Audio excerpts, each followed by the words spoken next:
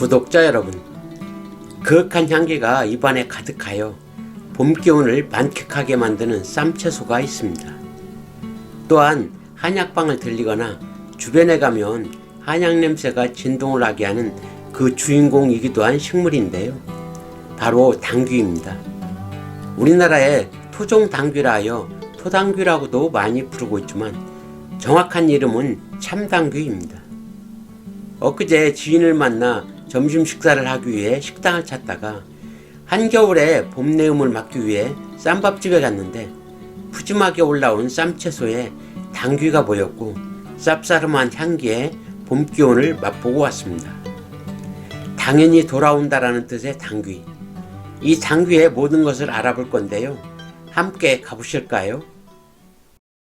식물다큐TV는 식물과 관련하여 재미있는 내용들을 알아보고 이야기하는 생태 학습장이면서 식물 놀이터입니다. 많이 찾아주십시오. 인원 제한이 없는 공간으로 시끌벅적한 놀이터가 되길 소망해 봅니다. 안녕하십니까. 식물다큐TV의 강PD 인사드립니다. 오늘은 여성을 위한 신비한 약초 당귀라는 주제로 쌈채소로도 좋고 약용으로도 많이 활용되는 당귀에 대해 알아볼 건데요. 당귀는 너무도 잘 알려져 있는 한약재로 데커시놀이라는 성분이 들어있어 항종양 및 뇌세포 보호작용에 효과가 있고 특히 여성에게 좋은 약재로 알려져 있어 여성의 묘약이라는 닉네임을 가지고 있는 식물인데요. 여기에서는 참당귀의 생태적 특성과 참당귀의 활용 및 효능, 당귀의 종류와 독초인 개당귀 구별법, 당귀에 전해지는 전설 등 다양한 이야기들이 소개되니까요. 영상을 끝까지 시청해 주시기 바랍니다. 참당귀는 미나리과의 숙근성 열애살이 초본류로 우리나라를 비롯하여 중국과 일본 등에 분포하며 산골짜기나 냇가 근처에 서식하고 있으나 중부 이북의 고산 지역에서 잘 자라며 근래에는 쌈채소로 많이 활용되고 있어 밭에 재배하는 농가가 많이 있습니다. 키가 1에서 2m까지 곧게 서서 자라는 줄기에 잎은 3개로 갈라진 다음 다시 2-3개로 갈라지며 끝쪽에 작은 잎에 작은 잎자루가 있고 잎의 가장자리에 뾰족한 톱니가 있습니다. 8, 9월에 올라오는 자주새우꽃은 가지와 줄기의 끝에 20에서 40여 개가 모여 겨부산 모양으로 달리는데 끝이 뾰족한 5개의 꽃잎과 수술 또한 5개로 되어 있으며 10월에 열리는 열매는 8mm 정도의 타원형으로 가장자리에 날개가 있습니다. 토당귀라 불리는 참당귀는 이른 봄에 나물로 식용하며 쌉싸름하고 독특한 향 때문에 쌈채소로 많이 활용되는 외당귀가 있습니다. 당귀는 효능이 많아 각종 약에 당귀가 많이 들어가 한약을 다리거나 한약방 앞을 지날 때 특유의 냄새가 나는데 그 냄새의 주인공이 바로 당귀입니다. 당귀는 녹용과 함께 보혈제로 가장 많이 사용되는 약재이며 여성의 묘약이라는 닉네임 등 여성을 위한 약초라고 할 만큼 각종 부인병에 효과적이라고 하는데 한방에서는 당귀, 문귀, 대근, 건귀 등의 생약명으로 냉증, 월경불순, 산전산후의 회복 등 여성질환에 효능이 있다고 하며 뇌세포 보호작용에 효과가 있고 혈액순환 개선, 피부 미용, 치매 예방과 항산화, 항염, 항암, 항종양작용 등이 뛰어나다고 합니다. 하지만 체질에 따라 부작용이 있을 수 있으므로 약으로 사용할 경우 전문의와 충분한 상담이 필요하다고 합니다. 옛날에는 섣달 금음날 당귀를 삶은 물에 목욕을 하고 깨끗한 몸으로 설날 아침 차례를 지냈다고 하며 당귀차를 만들어 마시면 몸에 냄새가 없어지고 향기가 난다고 하여 당귀차를 즐기기도 했다고 합니다.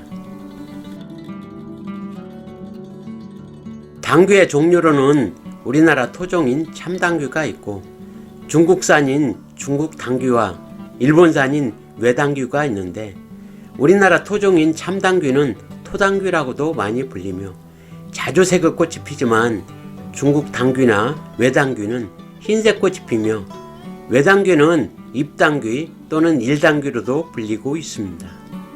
세 종류의 당귀는 식용이 가능한데 쌈채소로는 외당귀가 많이 활용되며 중국 당귀는 고산지대에서만 재배가 가능하여 우리나라에서는 잘 재배되지 않고 있으며 참당귀와 외당귀를 많이 재배하고 있습니다.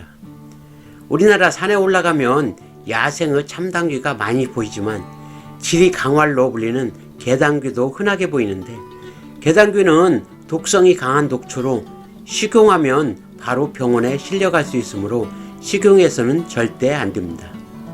참당귀와 개당귀의 구별법을 알아보면 참당귀는 위쪽에 3개의 잎이 물갈퀴처럼 붙어있는 반면 개당귀는 붙어있지 않고 3개의 잎이 뚜렷하게 보이는 특징을 가지고 있습니다. 또 하나의 다른 점은 참당귀는 3개의 가지가 분규되는 지점이 흰색으로 보이는 반면 개당귀는 잎이 갈라지는 지점에 붉은 점이 선명하게 보여 구별할 수가 있습니다. 꽃은 참당귀는 자주색 꽃이 피고 개당귀는 흰색의 꽃이 피며 잎을 잘라 혀를 대보면 참당귀는 향이 좋지만 개당귀는 맛이 쓰고 역겨운 향이 있어 구별할 수 있다고 합니다. 옛날에 노모를 모시고 살던 부부가 있었는데 노모가 병환을 얻어 고통의 나날을 보내고 있었다. 그 모습을 안타깝게 여기던 아들은 깊은 산에 들어가 어머니의 병에 좋은 약초를 캐러 가면서 혹시라도 내가 돌아오지 않는다면 자신은 죽은 것으로 알고 아내는 혼자 살지 말고 다른 사람에게 재혼을 하라며 어머니와 부인에게 당부를 한 뒤 약초를 캐러 떠난다. 세월은 흘러 약초를 캐러 간 지 3년이 훨씬 지났는데도 남편은 돌아오지 않았고 이런 모습을 보고 있던 노모는 더 이상 기다려봐야 아들이 돌아오지 않을 것이라 생각하여 아들이 가면서 당부했던 대로 며느리를 다른 사람에게 재혼을 시키게 된다. 또 몇 년이 지난 어느 날 아들은 노모께 드릴 약초를 구해 돌아왔지만 부인은 다른 사람의 아내가 되어 있었고 자신이 떠나기 전에 당부한 이야기라 어쩔 수 없이 부인은 포기하였고 구해온 약초를 정성 들여 달여서 노모께 드렸는데 노모는 건강을 되찾을 수 있었다.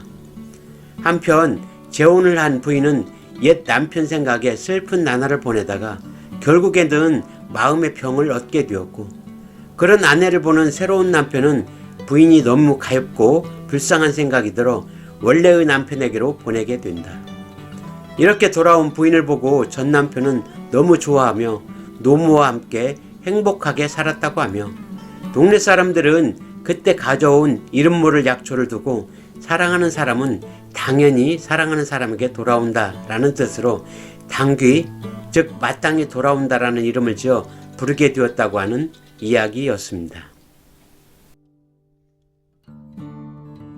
이상으로 여성을 위한 신비한 약초 당귀라는 주제로 당귀에 대해 다양한 이야기들을 알아보았는데요.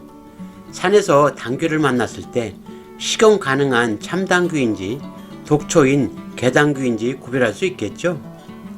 내일 저녁은 쌈채소로 당귀와 함께하는 식단을 보내드리면서 오늘의 모든 영상을 마칠까 합니다.